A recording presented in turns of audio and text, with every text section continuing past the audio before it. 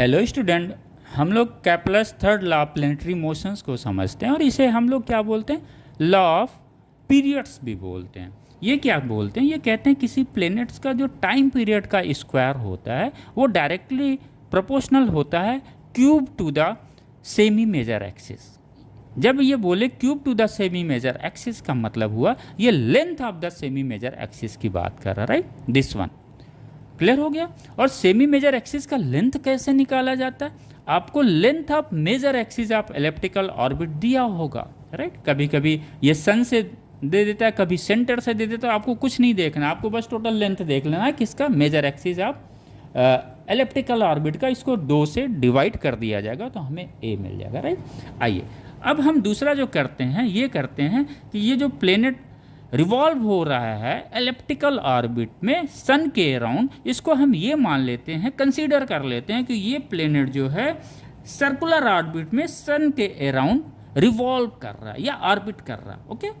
तो हमने इसको सन मान लिया, सन का मास कैपिटल एम है, प्लेनेट का मास स्मॉल एम है।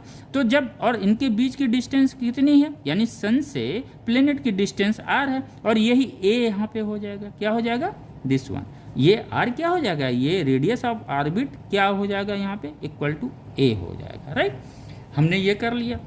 आइए अब यहाँ को अगर हम देखते हैं तो यहाँ पे न्यूटन्स लॉ ऑफ ग्रेविटेशंस के हिसाब से इन दोनों मास के बीच फोर्स लगेगा, राइट। ये फोर्स क्या होगा, G capital M small M upon are square. और ये जो ग्रेविटेशन है वो क्या करेगा, सेंट्रीपिटल फोर्स प्रोड्यूस करेगा, किस पे, ये प्लेनेट्स पे। इसकी वैल्यू कितनी होगी, M we square upon r. इन दोनों का क्या होगा, वैल्यू सेम होगा। तो हमने क्या रखा, M we square upon R equal to G capital M small M upon are square. अब ये आर से ये स्क्वायर कट गया, एम से ये एम कट गया, तो बचा क्या, ये बचा V square equal to G M upon R. V क्या होता है बच्चों, आर ओमेगा होता है। अब हमने वी की वैल्यू यहाँ पे रख दिया तो क्या आया, R square omega square, right. अब आर स्क्वायर ओमेगा, अब इस आर स्क्वायर को हम इधर ले आए तो हमें ये रिलेशन मिल गया, omega square equal to G capital M upon R cube, ये यहाँ पे ले आए, राइट।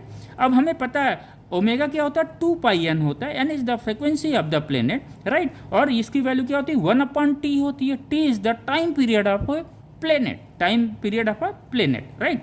अब हमने क्या किया, यहाँ पे वैल्यू उठा के रख दिया तो ये हमें मिला, ओमेगा स्क्वायर की जगह क्या मिल जाएगा, हमें ये मिल जाएगा 4 pi square upon T square equal to this one. अगर हम इसे देखें तो हमें ये रिलेशंस मिलता है, ये कांस्टेंट होता है। हम कह सकते हैं T square is directly proportional to R cube, where R is equal to